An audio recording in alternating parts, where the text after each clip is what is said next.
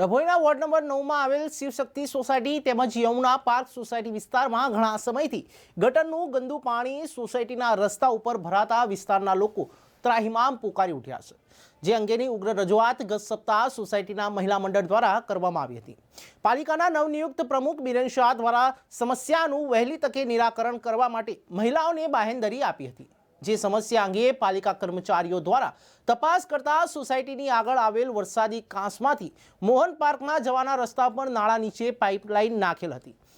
જેને કારણે પાણીનો નિકાલ નહોતો થતો, કારણ કે ગટરનું પાણી સોસાયટી વિસ્તારમાં બેક મારતું હોવાનું માલુમ પડ્યું હતું। આજ રોજ ડભોઈ પાલિકા પ્રમુખ દ્વારા પાલિકા સ્ટાફ સાથે જેસીબીની મદદથી પાણીનો નિકાલ કરવા તાત્કાલિક ધોરણે નાળું તોડીને પાણીના નિકાલ માટે વ્યવસ્થા કરવામાં આવી છે। आज रोज वॉर्ड नंबर 9 में Yamuna park society Shivshakti park society में गटर नो छेल्ला 6 महीनाथी प्रॉब्लम है, जेनी वारंवार कम्प्लेन अमने आवेली है। जाहिर रस्ता पर जोता मालूम पड़ता मोहन पार्क ની બાજુમાં જે નગરપાલિકા બની રહી છે ત્યાં પણ કેટલા ટાઈમથી ચોમાસાનું પાણી ભરાઈ ગયું તો આગળ જવાનો નિકાલ ન હતો।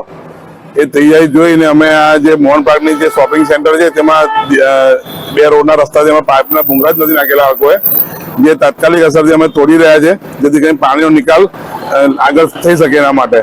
કાલે સૂચના આપી હતી ડોક્ટરને, પણ એમને બ્લોક એમને જે